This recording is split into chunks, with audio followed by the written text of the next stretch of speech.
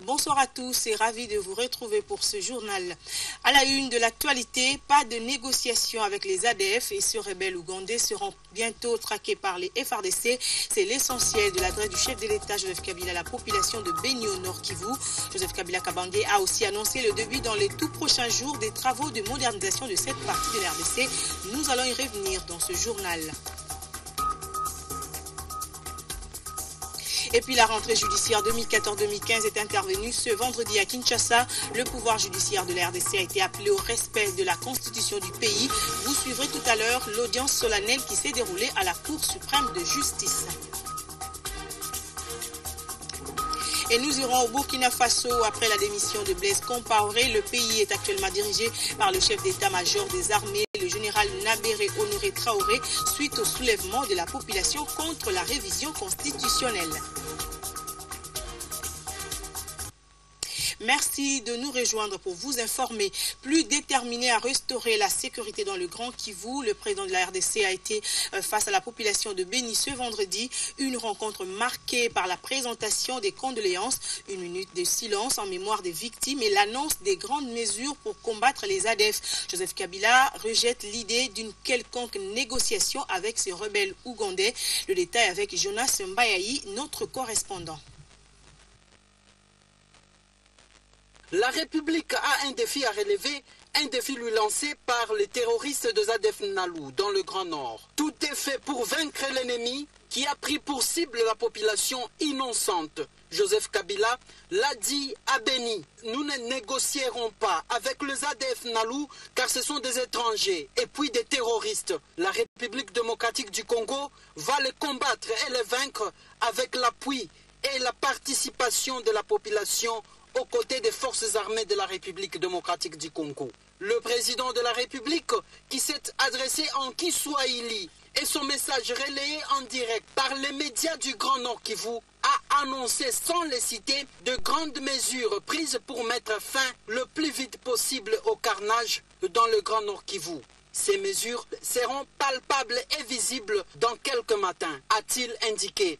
Joseph Kabila a aussi encouragé les fils et filles du Grand Nord à s'enrôler massivement dans les FARDC au lieu de se retrouver dans les groupes de forces négatives. Après une minute de silence en mémoire des personnes tuées par les ADF Nalou, le chef de l'État a appelé la population du Grand Nord à bannir la stigmatisation, les mensonges contre les autorités avant d'annoncer des changements importants dans les services de sécurité dont les FARDC. Il a ensuite révélé qu'il va demander aux forces onusiennes de se concentrer plus à Beni qu'ailleurs, car la République et toute la population du Grand Nord ont plus que jamais besoin de leurs efforts et apports pour que l'ennemi soit écrasé et que la paix et la sécurité soient durablement restaurées dans cette partie de la province du Nord Kivu. Il a ensuite appelé la population de Beni Butembo à attendre la réalisation de toutes ces promesses, tant sur le plan sécuritaire que de développement. Beni, Jonas Mbayayi, RTGA. Merci Jonas pour toutes ces précisions. Le chef de l'État, Joseph Kabila, poursuit son séjour dans la ville de Beni au Nord Kivu. Mais pour la journée de jeudi, il a échangé avec les forces vives, les partis politiques sur les voies et moyens de juguler l'insécurité dans cette partie du pays. On revient sur ces échanges en images avec Philémon Longonia. Au lendemain de son arrivée à Beni, le président de la République s'est mis à l'écoute de la population. C'est dans le bureau du maire de Beni que Joseph Kabila a échangé avec les différentes couches de la population en prêtant une oreille attentive à leurs desiderata. Cette série d'audiences a commencé avec la société civile qui a décrié le relâchement dans l'opération contre les ADF. Nous savons qu'au début, les FARDC ont pu bien faire leur travail, c'est-à-dire ils ont vraiment secoué l'ennemi et presque l'écarté totalement, mais nous lui avons dit qu'il y a eu un certain relâchement. Et cela a fait que l'ennemi puisse se réorganiser. Avec les opérateurs économiques, il a été question de la sécurité et du développement de Beni. Le volet sécuritaire a pris le gros de nos échanges et puis bien sûr on a parlé également des infrastructures qu'il faudra travailler. Les confessions religieuses ont, elles, réitéré leur engagement pour bouter l'ennemi dehors. En grande partie, c'est la population qui est massacrée. Ils entrent dans les habitations des gens pour les massacrer. Et là, nous avons essayé d'épingler certaines recommandations que l'État devrait se rapprocher encore plus de l'Église pour qu'ensemble nous puissions collaborer pour bouter l'ennemi dehors. Les jeunes de Béni ont aussi fait part de leurs problèmes au chef de l'État. Nous voudrions voir cette MONUSCO en action parce qu'ils ne peuvent pas nous faire la Libye que la seule question qui les regarde c'est le FDLR. Il y a d'autres groupes négatifs comme les ADF NALU qui sont en train de tuer la population. Nous lui avons fait part aussi de nos déshydratats à ce qui concerne la problématique du chômage en couche juvénile. Les associations féminines ont été réconfortées par le message de compassion du président de la République. Il nous a réconfortés par des paroles de compassion. Il est en train de prendre des grandes décisions en faveur de la paix ici chez nous, en ville et territoire de Béni. L'association culturelle Nande Kianda a, elle, exposé le problème d'électrification de Béni qui serait à la base du banditisme. En fait, quand la ville est dans la nuit totale, est sombre, les bandits en profitent pour semer de l'insécurité. Nous avons parlé aussi des limites des problèmes fonciers qui se posent dans notre milieu. Les partis politiques de la majorité et de l'opposition ont été aussi reçus par Joseph Kabila. Nous avons retenu quand même du président la volonté d'en finir avec l'insécurité. La volonté d'en finir avec l'insécurité, un credo du président de la République, mais aussi de toutes les forces vives de Béni. Parlant de la justice, le pouvoir judiciaire de la République démocratique du Congo est appelé au respect de la Constitution et des textes réglementaires qui régissent le pays. Tel est l'esprit de toutes les interventions suivies au cours de la rentrée judiciaire 2014-2015. L'audience solennelle et publique de la dite rentrée s'est déroulée au siège de la Cour suprême de justice à Gombe. Neftali Boamoutala et Georges Bakabaka nous en parlent. La rentrée judiciaire 2014-2015 a bel et bien été au rendez-vous.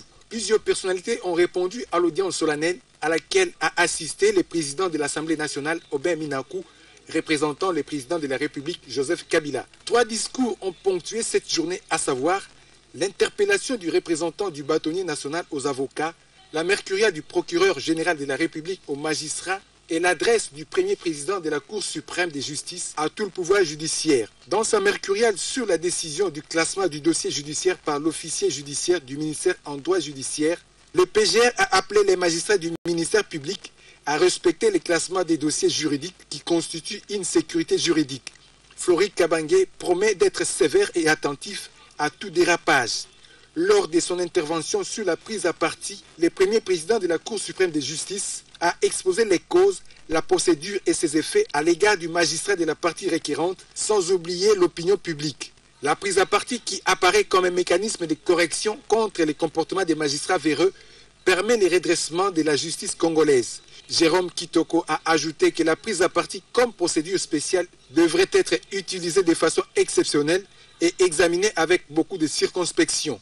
Le premier président de la Cour suprême de justice a invité les bâtonniers nationaux et les bâtonniers des différents barreaux à se pencher sérieusement sur les décisions de principe pour décourager les procédures dilatoires initiées devant la Cour suprême de justice. Jérôme Kitoko reste par ailleurs convaincu que si demain les effets de la prise à partie en cas de condamnation du magistrat incriminé venaient de s'endurcir, le magistrat doit faire recours à la parole de Dieu.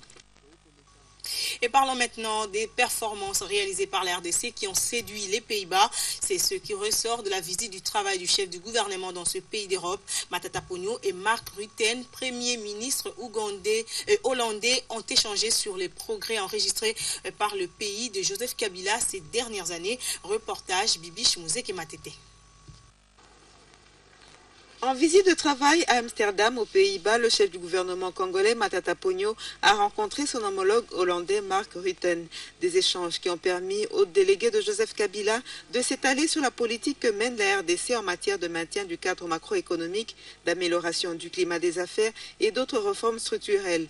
Des progrès salués par le Premier ministre hollandais qui s'est engagé à œuvrer pour un partenariat gagnant-gagnant entre les deux pays. Et déjà, la ministre hollandaise du Commerce extérieur et de la coopération coopération et développement, Liliane Ploumen, est attendue à Kinshasa dans les tout prochains jours.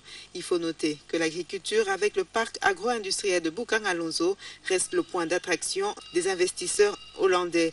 Matata Pogno a rassuré son hôte, la RDC est un géant africain aux multiples opportunités d'affaires. Et direction Kasaï occidentale, 4 ministres provinciaux des mines, de la santé, des finances et de l'EPSP sont interpellés par l'Assemblée provinciale. D'aucuns pensent que ces interpellations se transformeront en motion de défiance. Les détails avec notre correspondant sur place, Patrick Mukengeshaï. 2 de 4 ministres du gouvernement du Kasaï occidental interpellés par l'Assemblée provinciale seront à nouveau samedi devant les élus du peuple. Rodolphe Iyolo et Nicolas Kanyunga, respectivement ministres en charge des mines et de la santé, devront cette fois présenter leurs moyens de défense au sujet des griefs mis à leur charge. Ceci est la conséquence de 2 jours d'audition de ces responsables publics qui ont finalement débouché sur une motion de défiance contre les ministres incriminés. En effet, il est reproché à Iyolo la mise en circulation des imprimés de valeurs parallèles, alors que Kanyunga, lui, devra s'expliquer sur les détournements d'importantes sommes d'argent destinées aux hôpitaux généraux de référence de la province, ainsi que le détournement de quelques véhicules légués à la division provinciale de la santé par l'ONG Médecins du Monde, arrivé au terme de son mandat en province. Quant à la gestion de 2 autres membres du gouvernement provincial, William Kazumba des Finances et Madeleine Kankolongondaye de l'EPSP et Sport, est aussi interpellée. Elle devra faire l'objet d'une enquête parlementaire. En attendant, l'interpellateur de Mme Kankolongo a proposé à la plénière qu'elle soit déchargée des sports qui, selon l'honorable Kassonga, ne fait que patauger depuis son avènement à la tête de ce ministère. Kananga, Patrick Mukineshai, RTGA. Et du Kasaï occidental, rendons-nous maintenant au Bas-Congo où les travaux de modernisation de la voirie se déroulent bien. Oscar Massamba, ministre provincial des ITPR du Bas-Congo, qui l'a constaté lors de la dernière ronde effectuée dans quelques chantiers qui s'exécutent dans la ville de Boma, en est sorti satisfait. Suzy Kibira et Richard Chakokanengele signent ce commentaire. Oscar Massamba, ministre provincial des ITPR, a séjourné à Boma dans la province du Bas-Congo pour superviser les travaux de modernisation des infrastructures de ce coin de la RDC. Au stade Kassavubu, le ministre provincial a été émerveillé par l'exécution des travaux. Ensuite, il a palpé du doigt le bétonnage du gradin et de la semelle latérale sur l'avenue Caserne. Dans cette visite, il a été édifié par le superviseur de ces travaux qui a confirmé que 780 mètres des 2 bandes sont déjà bétonnés avec des accotements de 1 mètre de part et d'autre de la chaussée. Les caniveaux n'ont pas été oubliés, surtout que sur ce tronçon, on retrouve plusieurs ronds-points qui subissent aussi une touche d'entretien exécutée par les experts de l'OVD. Pour la population, cette initiative traduit le souci des autorités provinciales de développer le Bas-Congo. Il y a un suivi, il y a le ministre qui passe, les travaux vont très bien. Vraiment, nous sommes très contents pour l'initiative du gouverneur Mbadou et les habitants de Boma. Je remercie beaucoup le chef de l'État. Oscar Massamba a félicité l'entreprise Afritech qui assure les travaux sous la supervision de l'OVD. Le ministre provincial des ITPR a aussi été sur l'avenue Monseigneur Ndundi, axe qui fait jonction avec l'avenue du 24 novembre, où les travaux se déroulent normalement. Oscar Massamba a clôturé sa ronde sur la route Mbangu, où s'effectuent les travaux de canalisation d'eau. Et la Direction générale des douanes et axes vient de réceptionner 265 signes distinctifs CGO et 265 paires des signes réflectifs hologrammes pour la nationalisation de ces véhicules par la CNPR. La cérémonie s'est déroulée à la Direction générale de la DGDA ici à Kinshasa, Gombe. Vicky Mukeba, Bibi Shimuzeke Matete et Baudry Mata. Désormais, la Direction générale des douanes et assises est en règle avec l'État congolais en matière de prévention routière et de sécurité. Ce vendredi, elle a réceptionné 265 signes distinctifs CGO et 265 paires de signes réflectifs hologrammes pour la nationalisation de ces véhicules par la Commission nationale de prévention routière. Il s'agira donc, à titre de rappel, d'apposer des signes distinctifs Congo, CGO, et des signes réflectifs SR sur les véhicules de la douane. Donc c'est une cérémonie de nationalisation. Et donc nous vous souhaitons la bienvenue chez nous. Pour le président de la CNPR, tout véhicule qui circule en RDC doit avoir ce signe distinctif. Wilma Valemanga a appelé d'autres entreprises à emboîter le pas à la DGDA, qui est un exemple à suivre. C'est ici l'occasion pour nous, Commission nationale de prévention routière, de pouvoir vous remercier sincèrement, de pouvoir donner l'exemple aux autres entreprises, tant étatiques que privées de notre pays. Nous en serons toujours reconnaissants parce que vous êtes à la frontière de notre pays. Et ce qui veut dire également que grâce à la douane, tout véhicule qui entre dans notre pays devra avoir ce signe distinctif afin que ça soit parmi les véhicules membres donc de notre charroi automobile. Signe de sécurité, tout simplement, parce que ça peut sécuriser le pays en temps de guerre pour la distinction de véhicules de notre pays et de véhicules, comme je l'ai bien dit, d'autres pays. Séance tenante, les signes distinctifs CGO et les signes respectifs hologrammes ont été apposés sur les véhicules de la Direction générale des douanes et assises. Les chauffeurs de la DGDA, formés par la CNPR, ont reçu leur brevet de recyclage des mains du directeur général de la DGDA, Deo Rugwiza Maguera. Épargner est un acte patriotique, en tout cas c'est ce qu'a affirmé le président de l'association professionnelle des coopérations et de crédit, Deo Katulania, à l'occasion de la journée internationale de l'épargne célébrée ce 31 octobre. Bernadette Kamango et Yannick Bilamou.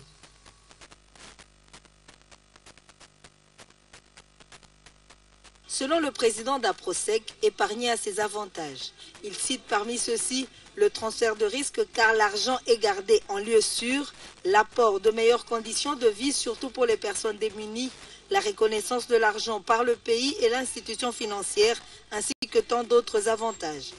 Deo Katulania a surtout insisté sur le fait que l'épargne peut valoriser l'image d'un pays, plus précisément de la République démocratique du Congo. Épargner, c'est un acte patriotique.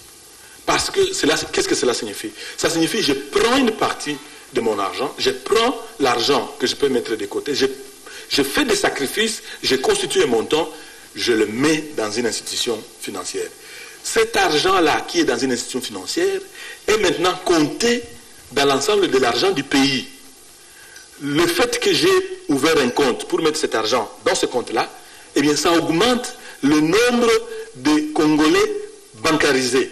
Ça signifie que je suis en train de contribuer à ce que mon pays, le Congo, soit mieux vu à l'extérieur. Épargner en RDC pour mon avenir, oui, c'est possible, a été le thème retenu en RDC pour la 4e édition de la Journée internationale de l'épargne.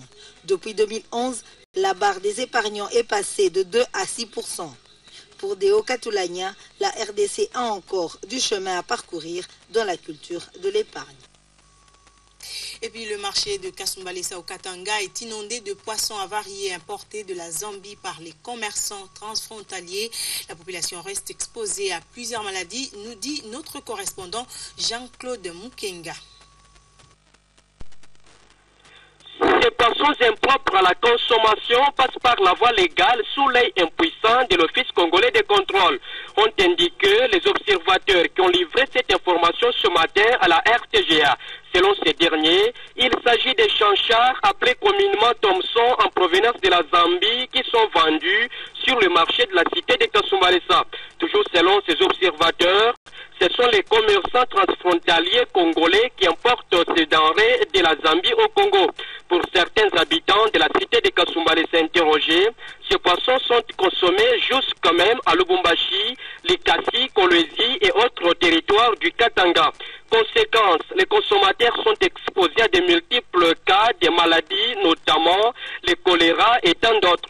Contacté à ce sujet, le docteur vétérinaire de cette cité dit avoir intercepté déjà plus de 250 kg de ces poissons avariés à Kasumbalesa il y a 4 jours. Pute Ilunga précise que ces poissons avariés sont remarqués par les sauts d'ajout de la date d'expiration. Je au téléphone, le chef d'agence de l'OCC Kasumbalesa s'est refusé de tout commentaire. De son côté, le chef de cité de Kasumbalesa confirme avoir sensibilisé par écrit la population de sa juridiction à éviter la consommation de ces poissons avariés. Jean-Claude Ilunga ajoute que tous les services œuvrant à la frontière de la RDC avec la Zambie sont mobilisés à lutter contre l'entrée de ces produits avariés en RDC. Kasumbalesa, Jean-Claude Mukenga Kalombo, RTGA. Et toujours en santé, vacciner le seul moyen de protéger les enfants. Tel est l'objectif que poursuit la campagne de vaccination de lutte contre la poliomyélite lancée depuis le jeudi 30 octobre à Kinshasa et dans 3 autres provinces de la RDC. Cette campagne concerne les enfants âgés de 0 à 5 ans et se clôture demain samedi. Suivez ce commentaire. La campagne de vaccination de lutte contre la poliomyélite a débuté jeudi 30 octobre à Kinshasa, au Bas-Congo, au nord Kivu, au nord de l'Équateur, ainsi qu'au nord Katanga. Cette campagne concerne les enfants âgés de 0 à 5 ans. La stratégie mise en place est celle de porte-à-porte. Pour Kinshasa, les équipes de vaccinateurs sillonnent les rues et quartiers des 24 communes de la ville. La stratégie porte-à-porte a été mise en place dans le souci d'atteindre le maximum d'enfants concernés pour cette campagne. Rappelons que la poliomyélite est une maladie qui peut rendre invalide pour toute la vie. Elle peut s'attaquer aussi au système nerveux, entraînant une paralysie totale. La poliomyélite aiguë est la forme la plus fréquente et touche surtout les enfants de moins de 5 ans. Cette campagne qui se clôture samedi 1er novembre 2014 est associée à la supplémentation en vitamine A et au déparasitage au mebendazole. Et l'atelier sur la lutte contre les violations des droits humains se clôture ce vendredi à Chikapa dans le Kasaï occidental. Cet atelier vise la sensibilisation des moniteurs sur la lutte contre les violences des droits humains dans les lieux de détention de la ville de Chikapa et ses environs. On fait le point avec Laurent Lukengu, notre correspondant sur place. Pendant 48 heures, 30 moniteurs, juristes et agents d'alerte apprennent les notions de monitoring, les techniques de sensibilisation et de plaidoyer en droits humains. Objectif, lutter contre la recrudescence des violations des droits des enfants, de femmes et autres groupes vulnérables dans le lieu de détention de la ville de Chikapa et de ses environs. Ces assises qu'organise l'ONGD-CEVAPI avec l'appui financier de l'Union européenne et de l'ambassade de Suède rentrent dans le cadre du projet d'appui à la réforme de la justice. Le bourgmestre d'Ibumba 2 qui a ouvert l'atelier jeudi a salué l'engagement du chef de l'État Joseph Kabila Kabangé à faire de la RDC un pays respectueux des droits humains avant d'inviter les participants à plus d'attention. Parmi les sujets à analyser, l'introduction aux droits humains et ceux de personnes privées de liberté, le rôle des OPJ et des officiers du ministère public dans l'instruction préjudicielle et protection des personnes arrêtées, ainsi que l'étude des différentes formes de violation des droits des personnes privées de liberté. Les magistrats, avocats et défenseurs judiciaires assurent la formation qui se tient au couvent de sœurs de la paroisse catholique Saint-André à Dibumba 2. Depuis Chikapaville, Laurent Lukengu-Lachonda, RTGA. Et cette question sociale à présent, l'Afrique a bien défendu la famille pour la préserver des antivaleurs lors de la 3e Assemblée générale extraordinaire du Synode des évêques membres du Conseil pontifical pour la famille, réunie dernièrement à Rome. C'est la conclusion à laquelle a abouti Léon Botolo, grand berger de la communauté famille chrétienne et participant à ces assises. Richard Chako et Elvis Ndaya. Ayant participé au dernier synode des évêques membres du Conseil pontifical pour la famille en qualité d'auditeur tenu à Rome du 5 au 19 octobre dernier, Léon Botolo Magosa, grand berger de la communauté famille chrétienne, s'est fait le devoir de faire la restitution de cette grande rencontre chrétienne bénéfique pour l'église de la RDC. Axé sur le thème « Les défis pastoraux de la famille dans le contexte de l'évangélisation », ce synode, à en croire Léon Botolo, a traité des questions d'actualité qui menacent les familles. Il s'agit entre autres de l'accès éventuel des divorcés remariés à l'Eucharistie et de l'ouverture de l'Église envers les homosexuels. Ici, l'orateur a salué la position des intervenants africains à défendre la famille. Sur ces questions, les églises d'Afrique se sont montrées très fermes. Elles ont dénoncé le chantage et les pressions de certains gouvernements occidentaux et organisations internationales qui ont fait de l'adoption des textes de loi en faveur de l'homosexualité, par exemple, une condition pour l'octroi de l'aide financière aux Africains. À ce propos, un intervenant a même précisé que son pays avait réagi en disant « Gardez votre argent, Dieu pourvoira ». Pour Léon Botoloma Gozam, le synode n'a pas pris de résolution parce qu'il n'a rien conclu. Un rapport général a été cependant voté paragraphe par paragraphe, excepté 3 paragraphes qui n'ont pas obtenu la majorité absolue. Le rapport final du synode a été remis au Saint-Père. Il est 19h30 à Kinshasa. Voici le rappel des principaux titres. Pas de négociation avec les ADF et ces rebelles ougandais seront bientôt traqués par les FARDC. C'est l'essentiel de l'adresse du chef de l'État à la population de Béni au Nord Kivu. Joseph Kabila a aussi annoncé le début prochainement des travaux de modernisation de cette partie de la RDC.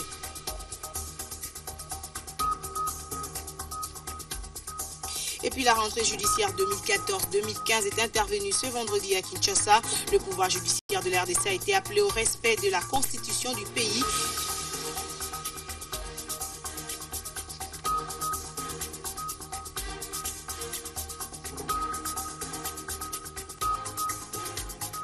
Et au Burkina Faso, la démission de Blaise Compaoré, le pays est actuellement dirigé par le chef d'état-major des armées, le général Nabéré Honoré Traoré. Cela fait suite aux manifestations de la population. Et continuons, 134 dossiers en assurance vie, automobile et incendie ont été traités et payés dans le cadre de l'opération Jeudi Sinistre initiée par la SONAS, une rencontre hebdomadaire entre l'assureur national et les victimes dans le cadre de son objet social. Bibi Chimouzeke Matete et Chims Kapangala pour le reportage. Cette semaine, la SONAS a bel et bien respecté le rendez-vous qu'elle fixe à ses clients, aussi bien personnes physiques que morales, qui ont connu un sinistre quelconque. Ce 30 octobre, 134 dossiers en assurance vie, automobile et incendie ont été traités et payés par plusieurs agences de la SONAS implantées dans différentes communes de Kinshasa. La direction générale a payé 77 dossiers, l'agence de Gombe a indemnisé 13 dossiers, celle de Kassavubu a traité 10, les agences de Lemba et Ndjili se sont occupées chacune de 5 dossiers, l'agence de Limete a indemnisé 3 dossiers, tandis que les agences de Kintambo, Ngaba, Mongafula, 30 juin, commerce, ont traité 2 dossiers chacune et celle de Kalamou s'est occupée d'un dossier. Je devais récupérer les remboursements de sinistre. On vient de me remettre 1600, le solde du sinistre qu'il y a eu pour les comptes de la société Autotransport Compagnie. Voilà. Il ne faut pas hésiter, hein. Je voudrais prendre la phrase de quelqu'un qui a dit « Il ne faut pas un pas sans assurance ». Donc en fait, il faut chercher à se sécuriser, quoi. C'est une sécurité, c'est une prévention, parce qu'on ne sait pas quand est-ce que l'accident peut survenir. Pour les amis congolais, quinois, qui disent toujours que non, la SONAS ne fait absolument rien, non, qui viennent à la SONAS c'est l'assureur national d'abord, il réalise, chaque fois qu'il nous promet, il réalise. Venez beaucoup souscrire à toute assurance, toutes les marques, toutes formes que la SONAS nous propose. Il faut noter que l'opération Jeudi Sinistre a été systématisée par le comité de gestion pour remettre dans leurs droits ses clients. La SONAS rappelle à tous ceux qui veulent se protéger de souscrire à une assurance. C'est pourquoi une gamme de 60 produits leur est proposée. Et pendant ce temps, la Société nationale de loterie a remis ce vendredi la cagnotte de 8 500 000 francs congolais aux gagnants du jeu PMU. La remise de la cagnotte s'est déroulée à l'agence zonale de Kalamou. Vicky Moukeba et Baudry Mata.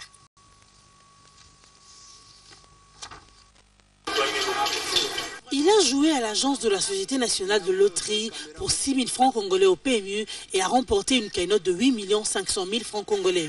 Lui, c'est Jean-Michel Linganga, le gagnant au jeu PMU. Le gagnant du jour a remercié la SONAL pour avoir instauré ces jeux avant d'exhorter les autres parieurs de lui emboîter les pas. Je voudrais seulement remercier la société SONAL qui a voulu faire que je puisse gagner ce montant dont vous venez de suivre dans les images. Et en plus, je vais solliciter l'avis de mes collègues parieurs afin de continuer de jouer beaucoup. Mieux jouer, surtout pour avoir aussi des gros montants, plus que même ce que je viens de gagner aujourd'hui. Le coordonnateur du PLR, Juvenal Kapadik, a tenu à préciser que la SONAL existe depuis 30 ans et est la seule est l'unique loterie de la RDC. Il y en a plus de 50 agences à travers la ville de Kinshasa comme en province, là où la Sonal est implantée. Celui qui a gagné 8 500 000, nous venons de lui donner, mais l'argent à la Sonal continue à être, puisqu'il y a une seule entreprise, une seule loterie dans notre pays, c'est la Société nationale de loterie que vous avez l'habitude d'appeler PMI. 8 500 000 c'est aujourd'hui, mais sachez que chaque jour, il y a beaucoup de cagnottes, il y a beaucoup d'argent à gagner à la Sonal qui a totalisé plus de 30 ans d'existence. Voilà une entreprise patriotique à laquelle vous devez vous confier, miser et vous deviendrez millionnaire. PMI, c'est la fortune qui vous tend la main. Inutile de résister, jouez au PMI. Déjà, pour ce vendredi, une cagnotte de 15 millions de francs congolais est prévue. Comme pour dire PMU, jouer, c'est gagner. Et vous le savez, il y a 40 ans, Mohamed Ali a vaincu le combat du siècle face à Georges Foreman.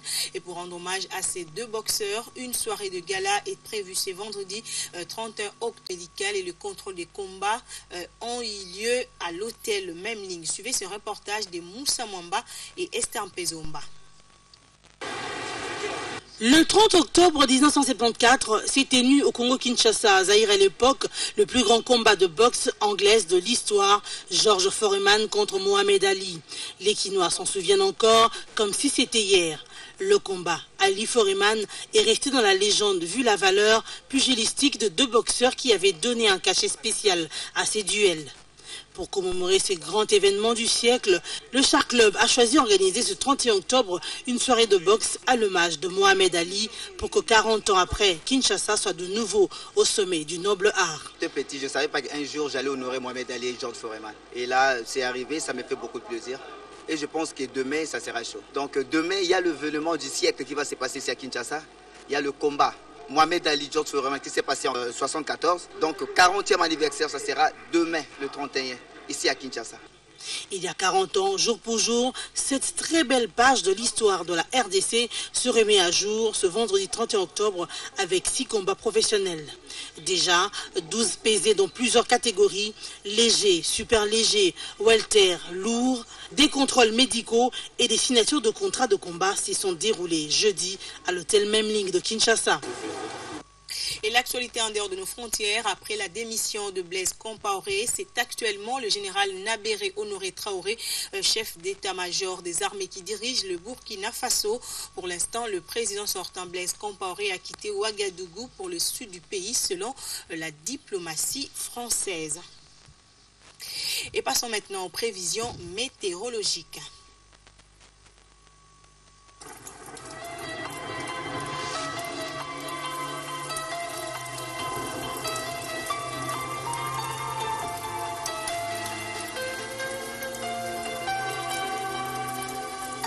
Amis téléspectateurs de la RTGA, bienvenue. Votre page météo de ce samedi 1er novembre 2014. Dans la partie équatoriale, plus précisément en Bandaka, la température variera entre 26 degrés Celsius maximum dans la journée et 21 degrés Celsius minimum durant la nuit.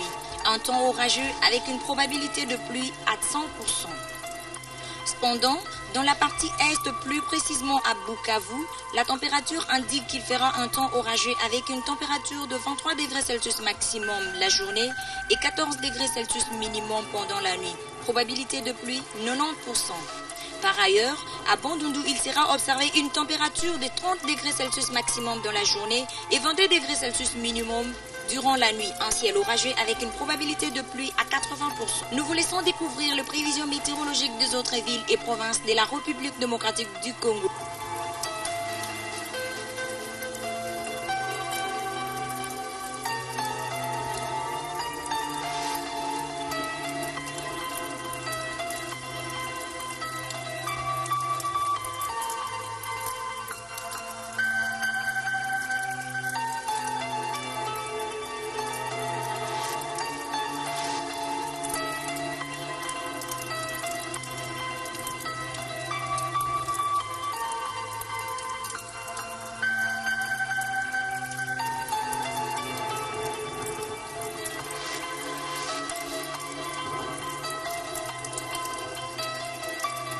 Merci de vous comporter conformément aux prévisions météorologiques. Et les activités industrielles de la Société congolaise des industries de raffinage SOCI ont repris à Mwanda dans le Bas-Congo. Déjà, les travaux d'implantation d'une usine de butime sont en cours d'exécution sur place. Suivez d'abord cette page magazine.